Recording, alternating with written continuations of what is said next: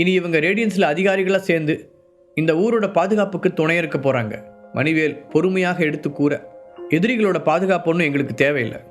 பொதுமக்களின் பக்கம் இருந்து ஒரு எதிர்ப்பு குரல் கேட்டது. ஆமாம், ஹரிஷை நாங்கள் மதிக்கிறோம், அதுக்காகலாம் இவங்களை நாங்கள் மன்னிச்சு விட முடியாது. முன் வரிசையில் இருந்த இன்னொருவரும் கூறினார்.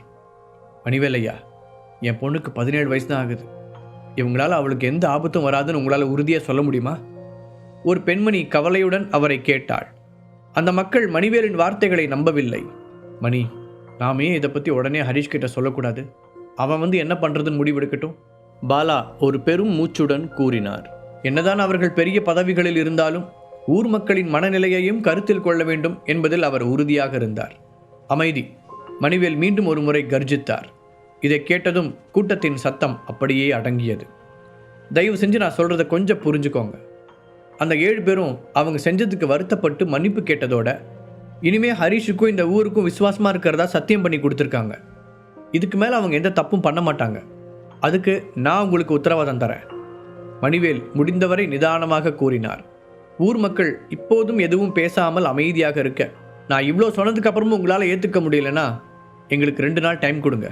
அதுக்குள்ளே உங்களுக்கான நீதியை நாங்கள் வாங்கி தர்றோம். சரியா? அது வரைக்கும் இவங்களை தொந்தரவு பண்ணாமல் அமைதியாக உங்கள் வீடுகளுக்கு திரும்பி போங்க.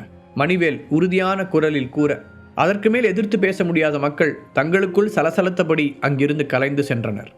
இன்னொரு பக்கம் தன் வீட்டில் இருந்த ஆஃபீஸ் ரூமில் உட்கார்ந்திருந்த சிவபாலன் தங்களுடைய பிஸ்னஸ்களில் ஏற்பட்ட நஷ்டங்களை பற்றி பார்த்து கொண்டிருந்தார். அந்த நேரத்தில் அவரை பார்க்க ஒரு பனிப்பாறையைப் போல இறுகி போயிருந்தார். அவருடைய முகம் கோபத்தில் சிவந்து கிடக்க, சத்தமாக மூச்சுவிடக்கூட தைரியம் இல்லாமல் அவருடைய ஆட்கள் சிலர் அவருக்கு முன்னால் நின்று கொண்டிருந்தார்கள்.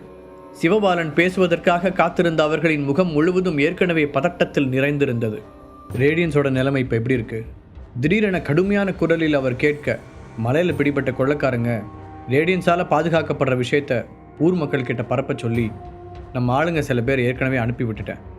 இந்த கொள்ளைக்காரங்களால் பாதிக்கப்பட்ட மக்கள் யாராக இருந்தாலும் அவங்க எல்லாரும் ஒன்று சேர்ந்து கேள்வி கேட்டால் கண்டிப்பாக நீதி கிடைக்கும்னு தூண்டிவிட சொல்லியிருக்கேன். சிவபாலனின் அசிஸ்டண்ட் மெதுவான குரலில் பதில் சொன்னார். நல்லது. அந்த கணபதி, மணிவேல், பாலா இவங்க எல்லாரும் வேணால் அந்த ஹரிஷை புத்தி பாதுகாக்கலாம். ஆனால் நான் அவ்வளோ சீக்கிரம் அந்த ரேடியன்ஸை ஊருக்குள்ளே கொண்டு வர விட மாட்டேன். உறுதிமொழி எடுப்பது போல கூறிய சிவபாலன் தன் கையில் இருந்த ஃபைல்களை கீழே வைத்துவிட்டு, உடனே இன்னும் கொஞ்சம் ஆளுங்களை ஊருக்குள்ளே அனுப்பிவை. ஏற்கனவே பத்தி எறிகிற நெருப்பை அவங்க இன்னும் நல்லா கிளறி விடட்டும். எப்போவுமே இந்த மாதிரி விஷயங்களை அணையவே விடக்கூடாது. அந்த ரேடியன்ஸை மொத்தமாக இங்கிருந்து துரத்த இந்த மக்களோட கோபத்தை தான் யூஸ் பண்ணிக்கணும். சிவபாலன் கூற, சரிங்க சார் என்று அவரது ஆட்கள் மரியாதையுடன் பதிலளித்தனர். அப்போது அவருடைய அசிஸ்டண்ட் ஒருவர் வேகமாக ஓடி வந்து அவர் முன்னால் தலைகுனிந்து நின்றார். என்ன நடந்துச்சு? ஏன் அப்படி நிற்கிற என சிவபாலன் கேட்க, ஐயா மன்னிச்சுக்கோங்க, நம்ம புனித் தம்பியை காணும் என்று பயத்துடன் அவன் கூறினான். என்னது, புனித்தை காணுமா? அவன் எங்கே போனான்னு உங்களில் யாருக்காவது தெரியுமா? தன்னுடைய ஆட்களை பார்த்து அவர் கேட்க, அவர்கள் எல்லோரும் ஒருவர் முகத்தை ஒருவர் பார்த்து கொண்டனர். அதிலிருந்தே அவர்கள் யாருக்கும் தெரியவில்லை என்பதை புரிந்து கொண்ட சிவபாலன் வேகமாக தன்னுடைய சேரில் இருந்து எழுந்து தனக்கு முன்னால் நின்று கொண்டிருந்த அசிஸ்டண்டின் சட்டையை பிடித்து அப்படியே தரையில் இருந்து மேலே தூக்கினார். அவனை பார்த்துக்கிறதானடா உன்னோட வேலை, அதை கூட உன்னால் சரியாக செய்ய முடியாதா? சிவபாலன் கோபத்தில் பல்லை கடிக்க, ஐயோ நான் கவனமாக தான் இருந்தேன். அவருக்கு சாப்பாடு எடுக்கிறதுக்காக கிச்சனுக்கு போனேன். திரும்பி வந்து பார்க்கும்போது தம்பி அங்கே இல்லை. எங்கே போனார்னு எனக்கு தெரியல. அந்த அசிஸ்டண்ட் ஒரு நடுக்கத்துடன் கூறினார். அப்படின்னா நீ இன்னும் இங்கே என்ன பண்ணிகிட்டு இருக்க? உடனே அவனை தேடுறதுக்கு ஏற்பாடு பண்ணியிருக்க வேண்டாமா? நல்லா கேட்டுக்கோ, அவனை கண்டுபிடிக்காமல் நீ இந்த வீட்டுக்கு திரும்பி வரக்கூடாது. விரலை நீட்டி எச்சரித்த சிவபாலன் அப்படியே அவனை கீழே தூக்கி எறிந்தார். ஹரிஷ் மணிவேல் வீட்டு வேலையாட்களிடம் சொல்லி புனித்துக்கு ஒரு புது உடையை ஏற்பாடு பண்ணித்தர அவன் குளித்துவிட்டு அதை அணிந்து கொண்டு அமைதியாக வந்து உட்கார்ந்தான். சொல்லு புனித், நீ எதுக்காக என்னை அவசரமாக பார்க்கணும்னு நினச்ச? ஹரிஷ் அவனை நேராக பார்த்து கேட்க, நான் எதுக்காக வந்தேன்னா, என் அப்பா கூட உனக்கு இருக்கிற பகையை விட்டுட்டு அவரோட உயிரை காப்பாற்ற சொல்லி கேட்கலான்னு தான் வந்தேன். புனித் ஒரு தடுமாற்றத்துடன் சொல்லி முடித்தான். சிவபாலன் செய்து வந்த கெட்ட செயல்களை பற்றி அறிந்து கொண்ட பிறகு அவன் தன் தந்தையை வெறுத்தாலும் அதற்கு மேல் புனித்தால் என்ன செய்துவிட முடியும்? எல்லாவற்றிற்கும் மேலாக சிவபாலன் அவனுடைய தந்தை. அவன் பிறந்ததிலிருந்து அவனுடைய தந்தைதான் அவனை வளர்த்து ஆளாக்கி இந்த அளவிற்கு கொண்டு வந்தவர். அவரை எப்படி அவனால் விட்டு கொடுக்க முடியும்? அவன் சொன்னதை கேட்டு ஆச்சரியமாக பார்த்த ஹரிஷ், உன் அப்பாவோட தப்பான வேலைகளை பற்றி உனக்கு நிறைய தெரியும் போல இருக்கே, நான் சொல்கிறது கரெக்டா என்று கேட்டான். என்னோட அப்பா மன்னிக்க முடியாத பல விஷயங்களை செஞ்சுருக்காருன்னு எனக்கு தெரியும். ஆனால் அவருக்கு வேறு வழி இல்லை. எங்கள் குடும்பத்தோட பாரம்பரியத்தை கட்டி காப்பாற்றவும் இன்னும் பெரிய இடத்துக்கு கொண்டு போகவும் தான் அவர் அப்படிலாம் செஞ்சார். புனித் தலையை குனிந்தபடி மெதுவான குரலில் சொன்னார். நிஜமாவே அதுக்காக தான் அவர் அதெல்லாம் செஞ்சாரா? இல்லை அவர் செஞ்ச மோசமான காரியங்கள் தான் உங்கள் குடும்பத்தோட பேரை கட்டி காப்பாற்ற போகுதா? ஹரிஷ் கிண்டலான குரலில் கேட்க புனித் பதில் சொல்ல முடியாத குற்ற உணர்வுடன் அவனை பார்த்தார். அதை கேட்டு கோபமடையும் ஹரிஷ், உன்னோட அப்பா நிறைய விலைமதிப்பற்ற பழங்கால கலைப்பொருட்களை திருடி விற்றது உனக்கு தெரியுமா? அதுவும் அவர் லாபம் அதிகமாக சம்பாதிக்கிறதுக்காக கள்ள சந்தையில் அதை விற்றுருக்காரு. அது மட்டும் இல்லாமல் அவர் செய்கிற போதைப்பொருள் வியாபாரத்தால் இதுவரைக்கும் எத்தனை குடும்பங்கள் அழிஞ்சிருக்காங்கன்னு உனக்கு தெரியுமா என்று அவனிடம் கேள்விகளை வீச புனித் பேச முடியாமல் தலை குனிந்தான். ஹரிஷை முதலில் சந்தித்த போது காட்டிய திமிரும் ஆணவமும் அவனிடம் இப்போது இல்லை. தனக்கு எதிரில் அமர்ந்திருந்த ஹரிஷை பாவமாக பார்த்தவன், ஹரிஷ், என் அப்பா செஞ்ச தப்புகளை மன்னிக்க முடியாதுன்னு எனக்கு தெரியும். ஆனால் அதுக்காக என்னால் அவரை கைவிட முடியாது என்று கெஞ்சலாக கூறினான். அவன் கண்களில் இருந்து கண்ணீர் வழிய அந்த நேரத்தில் 6 அடி உயரத்திற்கு மேல் இருந்த அந்த இளைஞனை பார்க்க ஒரு சிறிய பையனைப் போலத்தான் தோன்றியது. ஹரிஷ் அதற்கும் அசைந்து கொடுக்காமல் இறுகி போய் அமர்ந்திருக்க, அப்புறம் ஹரிஷ், உன்னோட பேக்ரவுண்டையும் நான் கொஞ்சம் விசாரித்தேன். உன்னோட அப்பா, அப்புறம் நீ ரொம்ப நேசிக்கிறவங்களுக்காக நீயும் என்ன வேணாலும் செய்ய தயாராக தான் இருக்க. அப்படி இருக்கும்போது என் மனசில் இருக்க வலியை உன்னால் புரிஞ்சிக்க முடியும் என புனித் சொல்ல, அதை கேட்ட ஹரிஷ் அதற்கு மேல் எதுவும் பேசவில்லை. அவன் அமைதியாக புனித்தை பார்த்தான். ப்ளீஸ் ஹரிஷ், தயவு செஞ்சு கொஞ்சம் இரக்கம் காட்டு. அழுகையின் கண்கள் சிவக்க புனித் மீண்டும் கெஞ்சினான். ரொம்ப நேரம் அதே போல அமைதியாகவே இருந்த ஹரிஷ் கடைசியாக ஒரு பெரு மூச்சை விட்டான். புனித், நீயும் நானும் இந்த கொஞ்ச நாளாக ஒருத்தரை பற்றி ஒருத்தர் நல்லாவே தெரிஞ்சு வச்சுருக்கோம். அதுவும் இன்றைக்கி நீ நடந்துக்கிறத வச்சு பார்க்கும்போது உன்னோட அப்பா அவர் செஞ்ச ஃப்ராடு வேலைங்க எதை பற்றியும் உங்ககிட்ட சொல்லலைன்னு தான் எனக்கு தோணுது. அவர் செஞ்ச ஒரே நல்ல விஷயம் அவர் மாதிரி இல்லாமல் உன்னை ஒரு நல்ல மனசாட்சி உள்ள ஒரு ஆளாக வளர்த்து வச்சிருக்கிறது தான் என்ற ஹரிஷ் புனித்தை ஒரு முறை உற்று பார்த்து விட்டு, ஆனால் ஒரு விஷயத்தை நீ நல்லா புரிஞ்சுக்கணும். இது நம்மளோட தனிப்பட்ட ஃப்ரெண்ட்ஷிப்பை வச்சு தீர்மானிக்க முடிஞ்ச ஒரு விஷயம் கிடையாது. இது உன்னோட அப்பாவுக்கும் எனக்கும் இடையில் இருக்கிற ஒரு வாழ்வா சாவா போராட்டம். சரி, நான் உங்ககிட்ட ஒன்று கேட்குறேன்.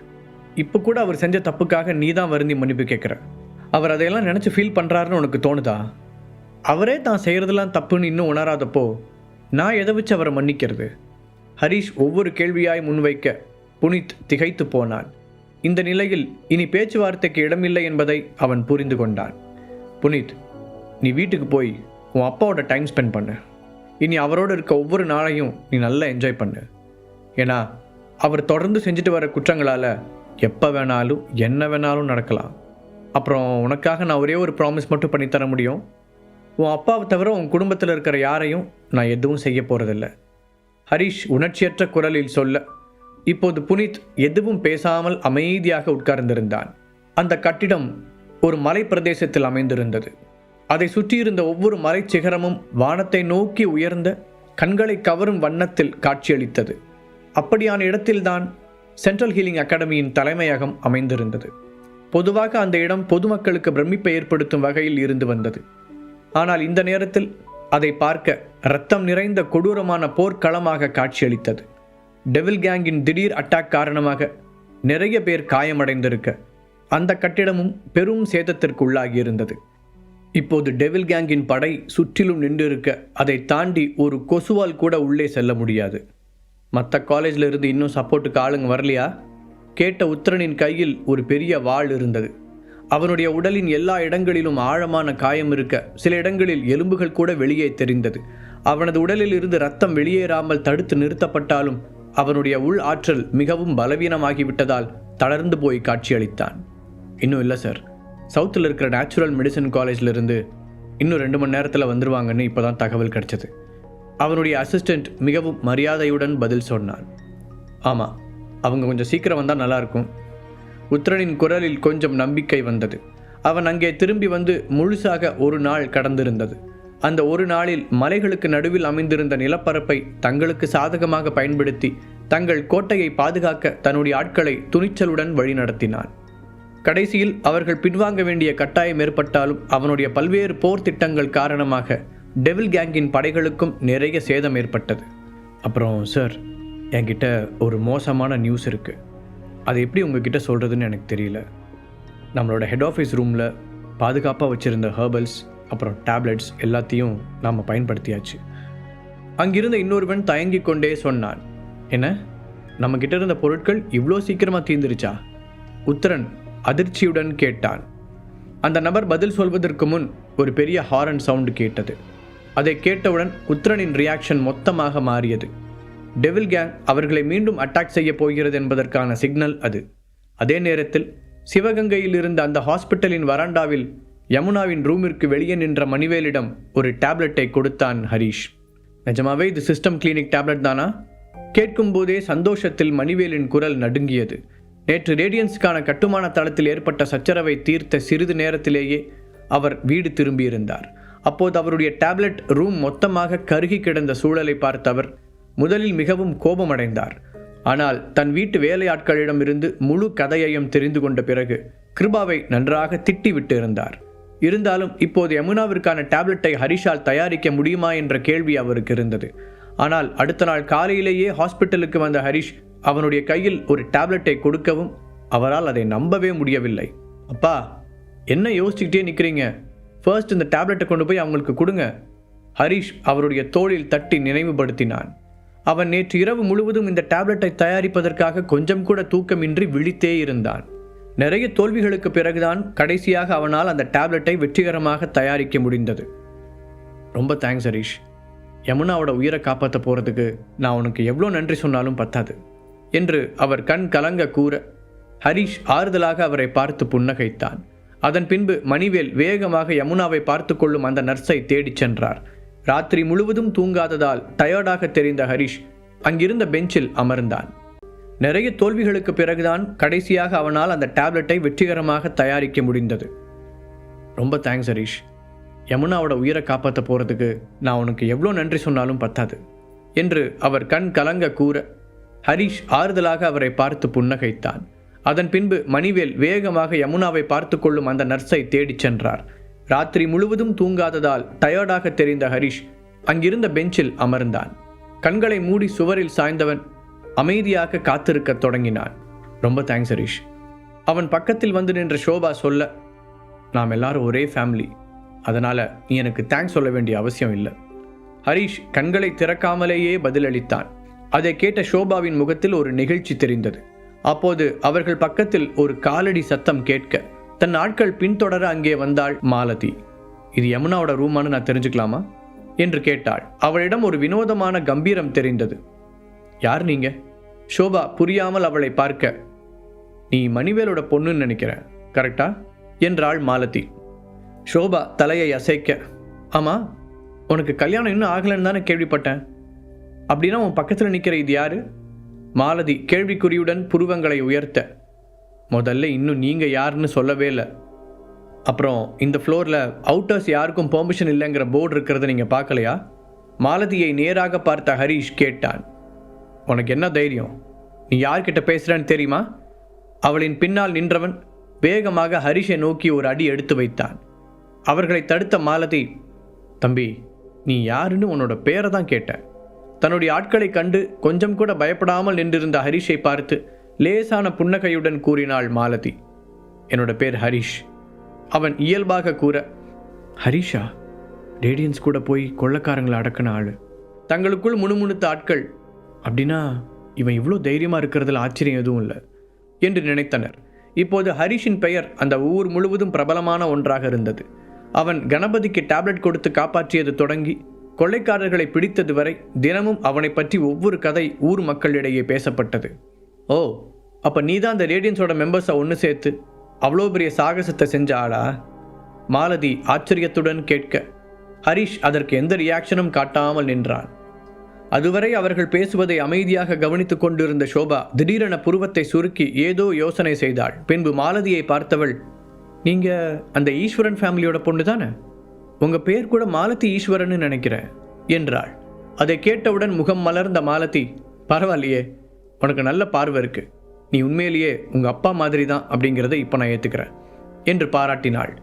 ஈஸ்வரன் ஃபேமிலி என்ற பெயரை கேட்டதும் ஹரிஷுக்கு அன்றைக்கு மணிவேல் கூறிய விஷயம் ஞாபகத்துக்கு வந்தது.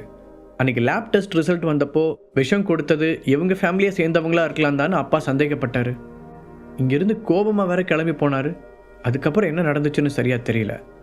அப்படி இருக்கும்போது இப்போ சம்மந்தமே இல்லாமல் இவங்க எதுக்காக இங்கே ஹாஸ்பிட்டல் வரைக்கும் தேடி வந்திருக்காங்க? யோசனையுடன் ஹரிஷ் நிற்க, சாரி, உங்களை இன்சல்ட் பண்ணுறதுக்காக ஹரிஷ் அப்படி சொல்லலை.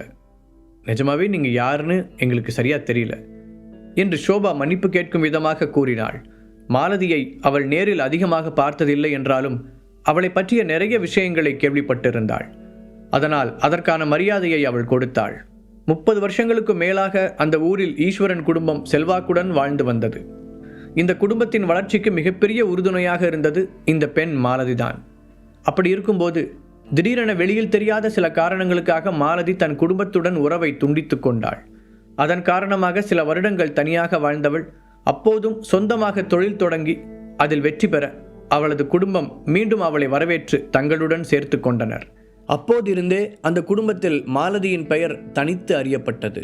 ஈஸ்வரன் குடும்பத்தின் பல முக்கியமான விஷயங்களை கவனித்துக் கொள்ள அவள் தேவைப்பட்டாள். இதையெல்லாம் நினைவுபடுத்திக் கொண்ட ஷோபா சற்று பிரமிப்புடன் அவளை பார்த்தாள். அதே போன்று இந்த ஊரில் ரேடியன்ஸ் வர காரணமாக இருந்தது ஹரிஷ் தான் என்பதை பற்றி மாலதியும் தெரிந்து வைத்திருந்தாள். ஹரிஷும் மாலதியும் ஒருவரையொருவர் ஆராயும் பார்வையுடன் நின்று கொண்டிருக்க ஷோபா தான் அடுத்து என்ன பேசுவதென்று தெரியாமல் திணறினாள். அதே நேரத்தில் அந்த கார்டன் பாரடைஸ் பில்டிங்கில் உள்ள தனி ரூமில் சஞ்சய் மோகன் தனக்கு எதிரில் நின்ற முதியவரை கோபமாக பார்த்தான். அவரை சுற்றி 10க்கும் மேற்பட்டவர்கள் நிற்க அவர்கள் அனைவரும் சக்தி வாய்ந்த ஒளியுடன் தெரிந்தனர். லிங்கம் சார், நீங்கள் எதுக்காக இங்கே வந்தீங்கன்னு தெரிஞ்சுக்கலாமா? முகத்தில் தீவிரமான யோசனையுடன் சஞ்சய் அவரை கேட்டான். பிரம்மலிங்கம் டெல்லி அரசாங்கத்தில் செல்வாக்கு மிக்க நபர்களில் ஒருவர். இருந்தாலும் சஞ்சய் அவருடைய பெயரை தெளிவாக நினைவு வைத்திருப்பதற்கு இன்னொரு காரணம், அவர்தான் ரீப்பர் ஸ்குவாட்டின் இன்சார்ஜ். அவரே இன்று தன்னை தேடி வந்திருப்பதற்கான காரணம் அவனுக்கு புரியவில்லை. எனக்கு கிடைச்ச தகவல் படி நீங்கள் ரொம்ப முக்கியமான சிலரை பிடிச்சு வச்சிருக்கிறதா கேள்விப்பட்டேன். ஹரிஷ் இப்போ ரீப்பர் ஸ்குவாட்டோட 2nd கமாண்டராக ஜாயின் பண்ணியிருக்காரு. அதுக்காக எங்களுக்குள்ளே போட்டுக்கிட்ட அக்ரிமெண்ட்டோட ஒரு பகுதியாக நான் அவரோட ஃபேமிலியையும் பாதுகாப்பேன்னு உறுதி கொடுத்துருக்கேன் என்ற லிங்கம் சஞ்சயின் முகத்தில் எந்த ரியாக்ஷனும் தெரியாததால் தன்னுடைய பேச்சை தொடர்ந்தார். மோகன் குடும்பம் எதுக்காக திடீர்னு சென்னைக்கு போனீங்க? ஏன் உங்களோட ஆளுங்க இப்படி தப்பு தப்பான வேலைகளை செய்ய தொடங்கியிருக்காங்க? இதை பற்றிலாம் நான் தெரிஞ்சுக்க விரும்பலை. ஆனால் நான் உங்களுக்கு ஒரு விஷயத்தை ஞாபகப்படுத்த விரும்புகிறேன். நீங்கள் எவ்வளோ பவர்ஃபுல்லான ஆளுங்களாக வேணாலும் இருக்கலாம், அதுக்காக பொதுமக்களை துன்பப்படுத்துகிறத நாங்கள் பார்த்துக்கிட்டு சும்மா இருக்க மாட்டோம். இந்த நாட்டில் இருக்கிற எல்லாருமே கவர்மெண்ட்டுக்கு கட்டுப்பட்டவங்க தான். இன்னும் சுருக்கமாக சொல்லப்போனால் சட்டம் எல்லாருக்கும் ஒன்று தான், நீங்கள் உட்பட. அதனால் இன்னும் 2 மணி நேரத்தில் நீங்கள் அவங்கள பழையபடி திருப்பி அனுப்பிட்டீங்கன்னா நான் நீங்கள் செஞ்ச எல்லா விஷயத்தையும் மறந்து விட்டுறேன். அப்படி இல்லைன்னா அதுக்கு அடுத்த கட்ட நடவடிக்கைகள் என்னன்னு ரீப்பர் ஸ்குவாட் யோசிக்க வேண்டியிருக்கும். தெளிவான குரலில் லிங்கம் விளக்க சஞ்சயின் கைமுஷ்டி கோபத்தில் இறுகியது. ஹரிஷ் இப்படி ஒரு வேலையை செய்வான் என்றும் ரீப்பர் ஸ்குவாடில் இணைந்து தனக்கு செக் வைப்பான் என்றும் சஞ்சய் எதிர்பார்க்கவே இல்லை. அதே போன்று ரீப்பர் ஸ்குவாடில் இருந்து சிலர் ஊருக்கு வந்திருக்கிறார்கள் என்று ஏற்கனவே அவனுக்கு தகவல் வந்திருந்தாலும் அது அதன் தலைவரான லிங்கமாக இருக்கும் என்று அவன் எதிர்பார்க்கவில்லை. மிரட்டுறீங்களா என்ன? தன் கெத்தை விட்டு கொடுக்காமல் அவன் கேட்டான். அதுவும் இல்லாமல் அவ்வளவு ஈஸியாக அந்த 2 பெண்களையும் விட்டுவிட அவனுக்கு மனதில்லை. அப்படி நடந்தால் அவன் போட்டு வைத்திருந்த திட்டம் மொத்தமும் சிதைந்துவிடும். அதன் பின் ஹரிஷை தன் கைப்பிடிக்குள் வைத்துக்கொள்ள அவனிடம் எந்த ஒரு காரணமும் இருக்காது. இப்போதைக்கு சந்தனா மற்றும் அக்ஷரா தான் ஹரிஷின் மிகப்பெரிய வீக் பாயிண்ட்ஸ். அவர்களையே விட்டு கொடுத்தால் அவனிடம் இருக்கும் பவர்ஃபுல் ஃபார்முலாவை வாங்கவே முடியாமல் போய்விடும். எல்லாவற்றையும் தாண்டி தன்னுடைய குடும்பத்து பெரியவர்கள் முன்னிலையில் தோல்வியுடன் போய் எப்படி நிற்பான்? இதையெல்லாம் யோசித்த சஞ்சயின் முகம் இறுகி கல் போல மாறியது. அதனால் அவன் பிடித்து வைத்திருக்கும் சந்தனா மற்றும் அக்ஷராவை விடுவிக்க வேண்டும் அல்லது ரீப்பர் ஸ்குவாடின் முடிவை எதிர்கொள்ள வேண்டும் என்று எச்சரிக்க அதை கேட்ட சஞ்சய் கோபம் கொண்டான். என்ன சஞ்சய், எதுவுமே பேசாமல் இருக்கீங்க? விஷயம் கைமீறி போச்சுன்னா அதோட விளைவுகளை நீங்கள் அனுபவிப்பீங்க. நிச்சயம் அதை உங்களாலையும் உங்கள் ஃபேமிலியாலையும் தாங்க முடியாது. லிங்கம் மீண்டும் சொல்ல சஞ்சய் பல்லை கடித்துக்கொண்டு, நான் அவங்கள ஒப்படைக்க மறுத்தா என்று கேள்வியை இழுத்தான். திரும்பவும் சொல்கிறேன், இந்த விளையாட்டு ரொம்ப ஆபத்தானது. நிச்சயமாக உன்னால் அதை எங்களோட விளையாட முடியாது. லிங்கம் கிட்டத்தட்ட அவனை மிரட்டினார். அதே நேரத்தில் சென்னையில் இருந்த ஒரு ஆடம்பரமான மாளிகையில் சந்தனா மற்றும் அக்ஷரா சேர்களில் கட்டி வைக்கப்பட்டிருந்தனர். அவர்களை கடத்தி வந்திருந்த 5 பேரும் சந்தனாவிற்கும் அக்ஷராவிற்கும் முன்னால் மறைவாக நின்று கொண்டு தங்களின் எதிரே நிற்பவர்களை கொலை வெறியோடு முறைத்தனர். இப்போ நீங்கள் மரியாதையாக வெளியே போயிட்டீங்கன்னா எங்களுக்கு பின்னாடி இருக்கிற 2 பேரையும் நாங்கள் எதுவும் செய்ய மாட்டோம். ஆனால் நீங்கள் எங்களுக்கு ஒத்துழைக்கலைன்னா இந்த 2 பேரையும் நாங்கள் என்ன செய்வோம்னே சொல்ல முடியாது. அதுக்கப்புறம் நீங்கள் வருத்தப்பட்டு எந்த பிரயோஜனமும் இல்லை. அந்த 5 பேரில் தலைவன் போல் இருந்தவன் கோபமாக சொன்னான். அப்போது சடனாக அவனுடைய ஃபோன் அடிக்க ஒரு கணம் திகைத்தவன் பின் மெதுவாக ஃபோனை எடுத்து காதில் வைத்தான். சொல்லுங்க பாஸ் என மரியாதையுடன் அவன் பேச, உடனே பின்வாங்குங்க. சஞ்சயின் குரல் லேசான சலிப்புடன் ஒலித்தது. அந்த 2 பொண்ணுங்களையும் கூட்டிகிட்டு தானே பாஸ் என 5 பேரின் தலைவன் கேட்க, தேவையில்லை, அவங்கள அங்கேயே விட்டுட்டு வாங்க. ஃப்யூச்சரில் கண்டிப்பாக நமக்கு இன்னொரு சான்ஸ் கிடைக்கும், அப்போ பார்த்துக்கலாம். இதை மட்டும் சொல்லிவிட்டு சஞ்சய் ஃபோனை வைத்து விட்டான். லிங்கம் அவனுடன் தனிப்பட்ட முறையில் பேச வந்தபோது முதலில் அவன் பிடி கொடுக்கவில்லை என்றாலும் கடைசியாக அவர் சொன்ன வார்த்தைகள் அவனை கடுமையாக தாக்கியது. நம்ம கவர்மெண்ட்டோட பவரை நீ குறைச்சி எடை போடாத Sanjay, reaper squad members already சென்னைக்கு போயிட்டாங்க என்றார். மோகன் ஃபேமிலி ரீப்பர் ஸ்குவாடின் வலிமையை பற்றி நன்றாகவே தெரிந்து வைத்திருந்தது.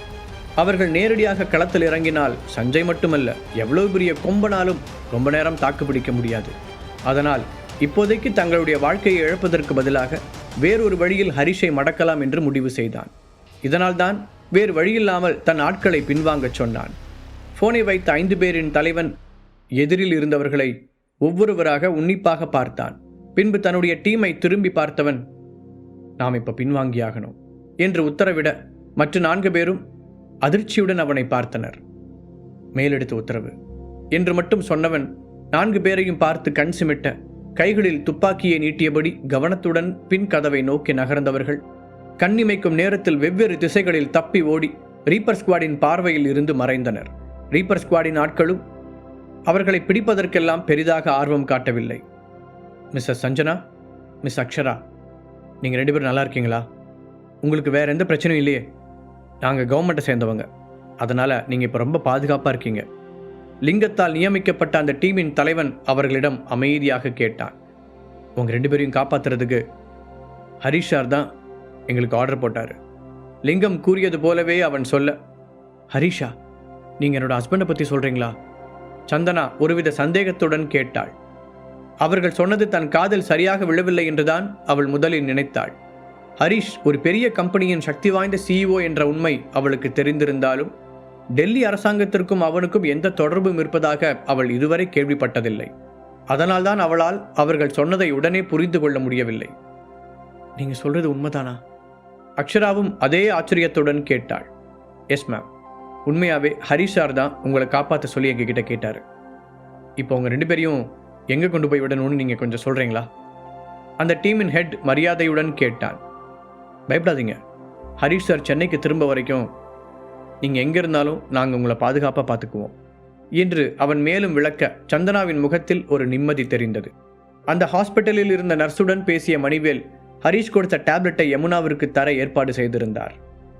இன்னொரு பக்கம் ஷோபா மாலதியை அழைத்து வந்து ரூமில் அமர வைத்திருக்க மணிவேல் அவளுடன் பேசி கொண்டிருந்தார். அதே நேரத்தில் ஷோபா அந்த டேப்லெட்டை எவ்வாறு யமுனாவிற்கு கொடுக்க வேண்டும் என்பதை பற்றி அந்த நர்ஸிடம் கலந்து ஆலோசித்துக் கொண்டிருந்தாள். அதே ரூமின் ஒரு ஓரத்தில் அமர்ந்திருந்த ஹரிஷ் அங்கு நடக்கும் எல்லாவற்றையும் அமைதியாக கை கட்டி வேடிக்கை பார்த்து கொண்டிருந்தான். ஏனென்று அவனுக்கு சரியாக காரணம் தெரியாவிட்டாலும் மணிவேலும் மாலதியும் பேசிக்கொள்வதை பார்க்கும் பொழுது அவர்கள் இருவரும் நீண்ட நாட்களுக்கு முன்பு காதலித்து பிரிந்த காதலர்கள் போல தோன்றினார்கள். முழு கதையையும் கேட்டு மகிழ பாக்கெட் FM ஆப்பை டவுன்லோட் செய்யுங்கள். லிங்க் டிஸ்கிரிப்ஷனில் கொடுக்கப்பட்டுள்ளது.